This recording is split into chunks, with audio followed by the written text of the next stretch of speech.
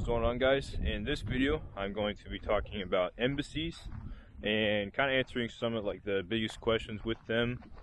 And I'm also, you might be, if you're wondering why I'm out here walking, it's because I bought a new camera and I'm filming on the DJI Osmo Action, which is very similar to GoPro, except from what I've seen so far I think it's better, because if you ever noticed on GoPro the edges of the screen were warped. So the video I made from Chicago, I think it was last week or 2 weeks ago, was if you look in the video, you can tell the buildings in the background on the edges, like instead of being straight like this, they kind of go like this, which is weird. I didn't like that, and I've heard about this camera before and I'd heard it was good, so I bought it, and so far I like it, but I haven't really got the chance to see how it does with wind and with kind of out here with like a whole bunch of brush and stuff, to see really how it looks. So that's also why I'm out here walking instead of like sitting in my room filming like I normally do. But anyway, that's besides the point. This video is about embassies, so let's get into it. Alright, so first thing I want to talk about is our embassies' sovereign territory of the country that they're representing. So for instance, with the U.S. Embassy in Egypt, is that sovereign territory of the U.S., or is that land still belongs to Egypt? And the answer is that the land still belongs to Egypt. Embassies are not sovereign territory, but you could put an asterisk by that, because police or military, actually anybody from the host country, so the U.S. Embassy in Egypt, anybody from Egypt, and specifically the police and the military, are not allowed in the embassy unless the embassy allows them to come in. So even though they're not sovereign territory, and there's that was weird. I don't even know what that was, but anyway, even though they're not sovereign territory, in some ways you could argue that they are, because the police and military couldn't go in there to arrest people unless the embassy gives them permission. But they technically are not sovereign territory. So that is one thing that a lot of people think, is that the embassies are sovereign territory. The answer is that they are not. Now, another big question I see with embassies is, where are they located? And so this is going to be from a U.S. perspective, because some countries are different, and I'm from the United States, so I can answer this question. But if you're from another country, you probably should look it up yourself, because I'm not going to talk about that, because I don't actually know the answer. But for the most part, all embassies are usually located in the capital city of the specific country. So the U.S. Embassy in Egypt, it's located in Cairo, and Cairo is the capital of Egypt. And that's how it is for most countries, but not all countries. But for the U.S., I believe every country we have an embassy in is located in its capital city. And most embassies that are in the United States are located in Washington, D.C., which is our capital city. So that is where they're usually located, and for U.S. perspective, that's where they're located. But for some countries, they're not always located in the capital city. All right, another question that I see a lot of when it comes to embassies is, what countries does the U.S. have embassies in? It was mostly what countries are embassies in, but it depends on the country, and your host, the country that you're from. It depends what the relationship is like with the country you're going to as to whether or not they have an embassy. So for U.S. perspective, the United States has embassies in every country in the world except for 8. And the main ones that we do not have an embassy in are North Korea, Iran, and Guinea-Bissau. And then we also don't have one in St. Kitts and Nevis and 4 other small island nations. And one of the questions that kind of goes along with this is, if you're unable to get to your country's embassy, or the country you're going to does not have your country's embassy, will other embassies help you? And the answer is yes, most of the time, but it could also be no. So embassies, even your own country's embassy, are not required to help you at all. Now this could vary from country to country. Maybe other countries, if one of their citizens comes into the embassy, maybe they're required to help them.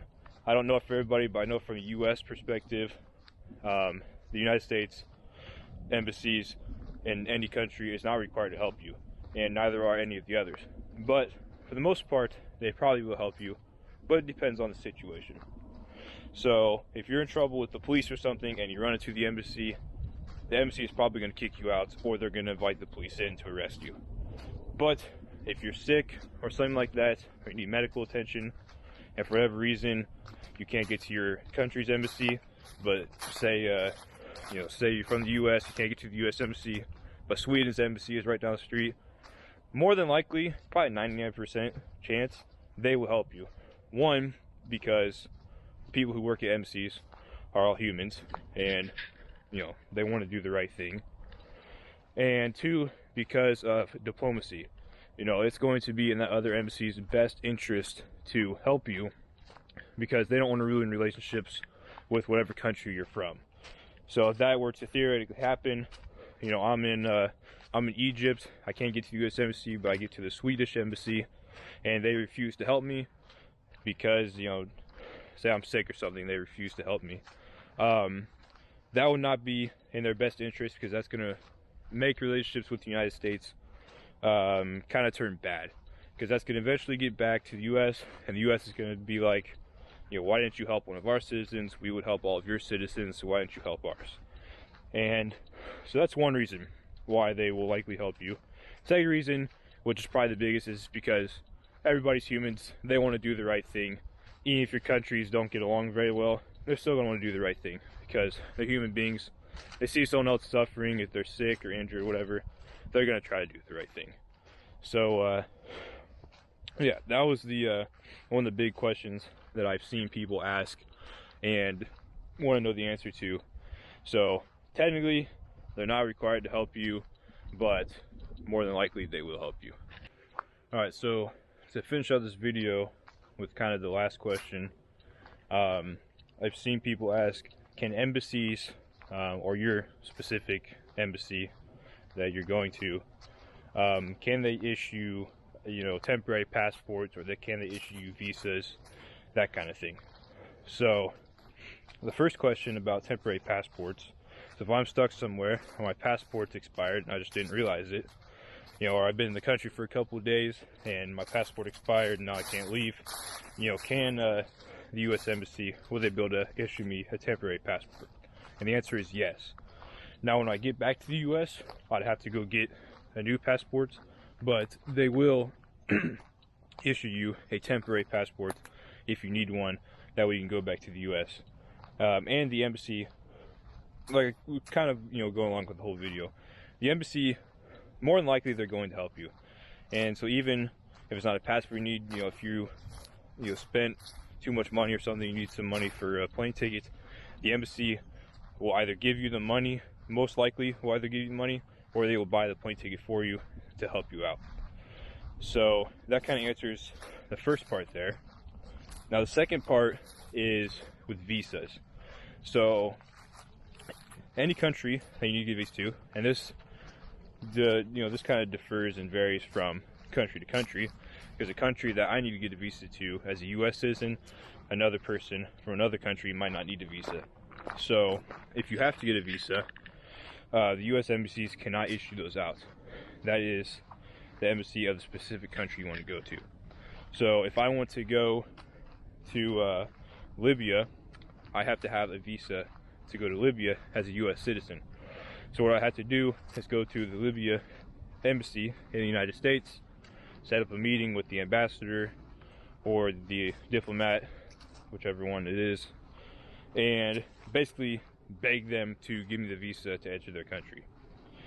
And that's really just kind of how it works. Depending on how nice you are, what kind of mood they're in, kind of depends on if you're going to get the visa or not. But that's how that works. So the U.S. embassy cannot issue visas to U.S. citizens to go to another country.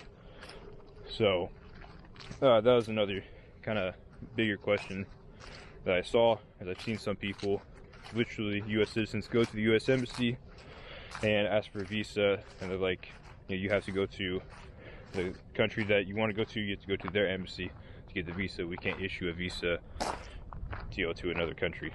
That's not how it works. And it's similar, it's the same, like anybody who needs a visa to come to the United States, they'd have to go to a U.S. embassy to get the U.S. visa to come to the U.S. So that's how that works. But I think I'm gonna end the video here. I've kind of answered all the biggest questions I could think about and that I was asked about embassies.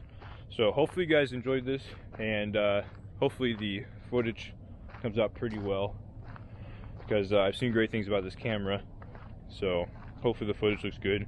Don't forget to follow me on Instagram. It's @TravelCaleb. I post quite a bit on there, usually, you know, maybe once or twice a week.